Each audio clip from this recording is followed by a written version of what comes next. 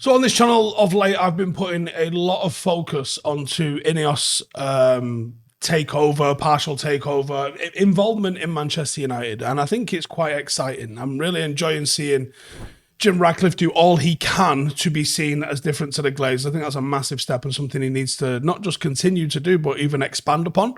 It's great that he sat down with the Supporters Trust. It's great that he's met with all of the staff.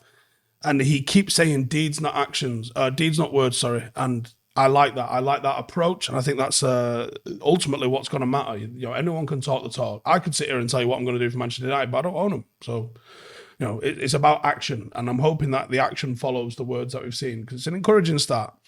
And we're always looking at the team on the pitch. We've more recently started looking at some of the backroom staff that hopefully are going to really start to change the way Manchester United operate and how they're going to assemble.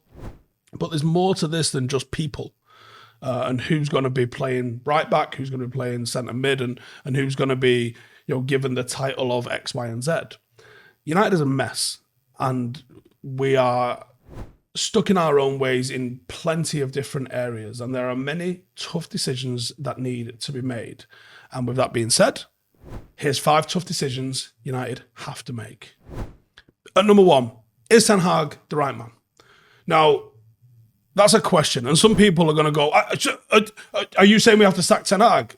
It's not what I said. I said you have to make the decision if he's the right man. The most dangerous time for any manager is when there is a takeover or a change of ownership, because inevitably the new regime will want their man. And while this is a 25% investment / takeover, ultimately what's going to happen is there is somebody new in charge of the football department at Manchester United. It's essentially like an ownership change, because it is going to be someone in charge or responsible for that particular task.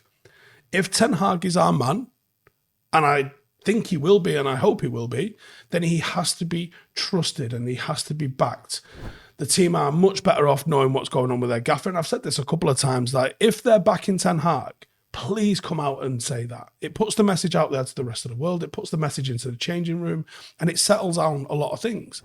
If he's not the man, well, then you don't actually have to say anything, but you do need to start lining up who the best candidate is going to be on the back end of that. Number 2, financial strategy. We are in crazy, crazy, crazy debt, and the FFP clampdown is actually starting to hinder Manchester United. The transfer window that we're in right now, we're doing jack shit in because we can't compete, which makes no sense. For too long, we have been handing out these crazy contracts and putting transfers on the never, and ultimately that comes home to roost. And when it comes home to roost, like now, it impacts what you're capable of doing on the football pitch.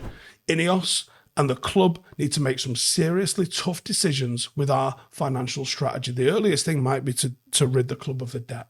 That's going to be costly, because it's probably close to $1 billion that needs to do that. And that's before you start looking at stadium infrastructure, upgrading the training ground, or investing into the playing squad. That hinders us.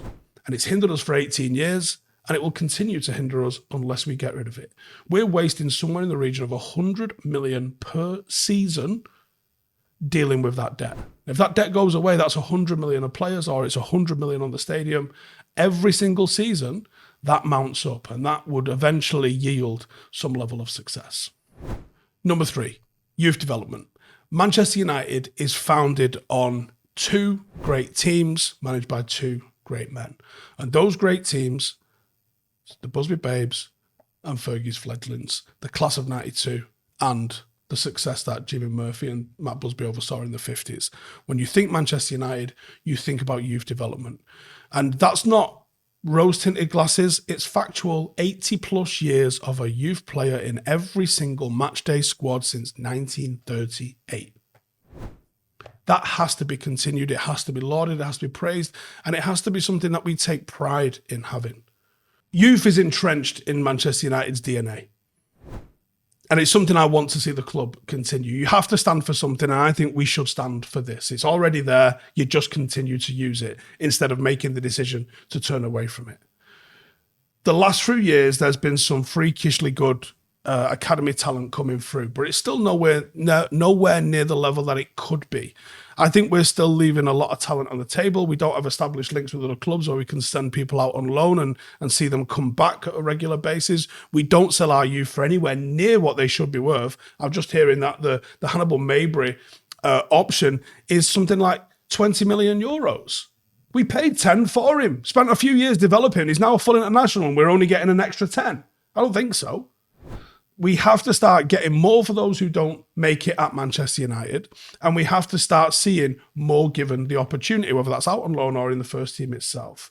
Over the last few years, there's been players that have gone elsewhere, the likes of Ghana, Iqbal, Mengi, Alanga, Kovar, players that have been good enough to play top flight football somewhere, didn't quite cut it or get the opportunity at Manchester United. And they really could have done that for us, especially this season when we've had the injuries that we've had.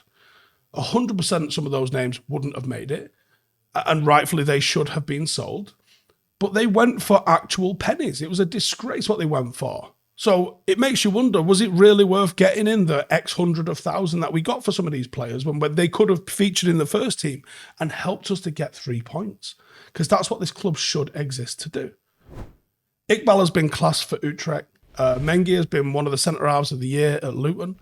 Alanga and Ghana have been through the roof at both Everton and Forest. Should we have given these lads more of a shot at United? Could they have helped build out the squad?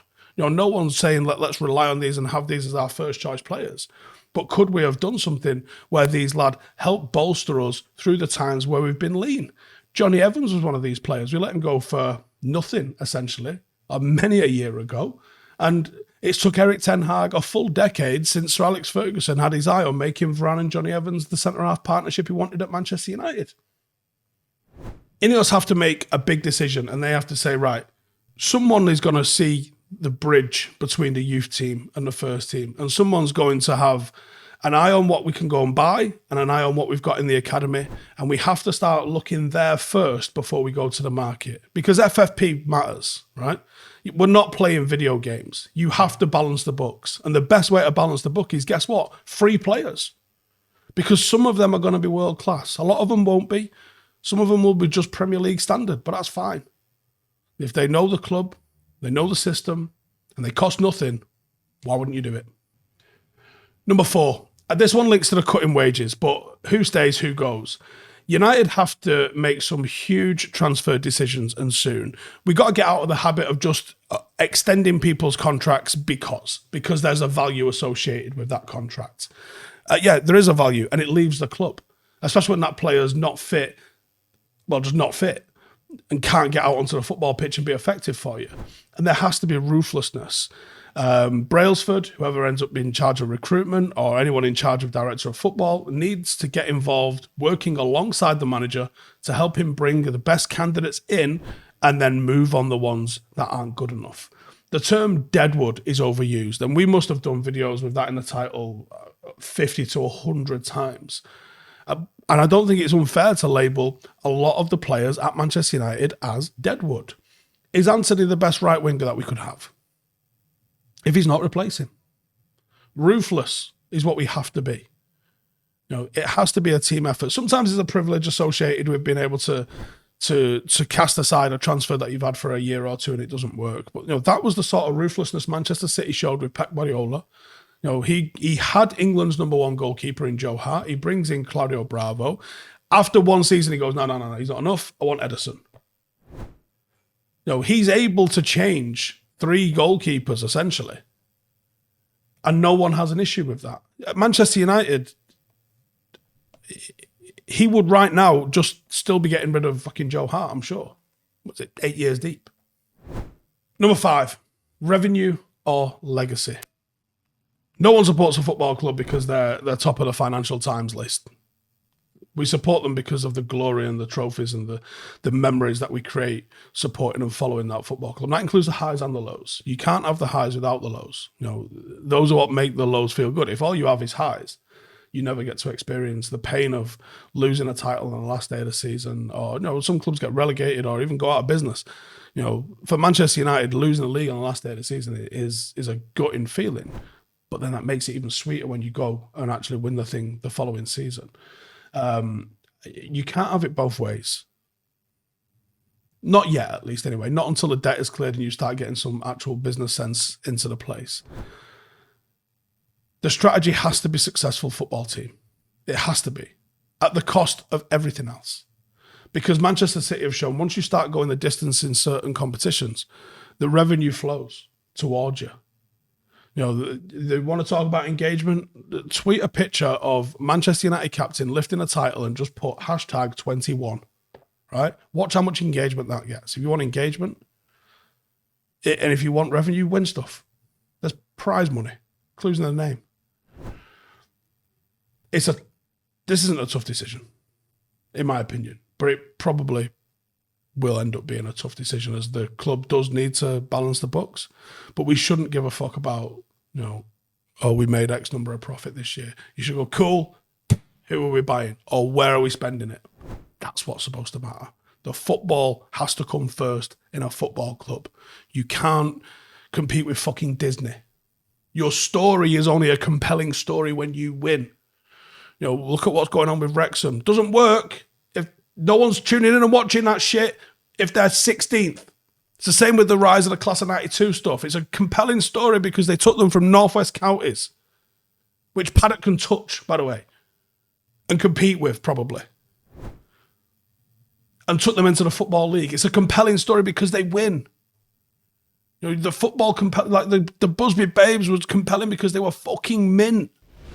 Same with the Class of 92. That story's not the same if they lost in a fucking final of the FA Youth Cup in 1992 and then losing the quarterfinals of the Champions League. It's compelling because they win. The story makes sense when you win. Go and fucking win. Laters. Hey, thank you for watching the video. If you are new around these parts, then don't forget to subscribe. My channel is proudly supported by my community on Patreon. If you'd like to get a little bit of extra content, a Discord group, meetups, five-a-side games, weekly podcasts, behind the scenes, and even an occasional bit of transfer news as and when I get it, then for the price of a pint, you can show your appreciation for the content that we make and get some goodies for doing so as well. Check the link in the description or click the button right here. You'll also find all of my socials here too if you want to follow me on any of those platforms. Nice one.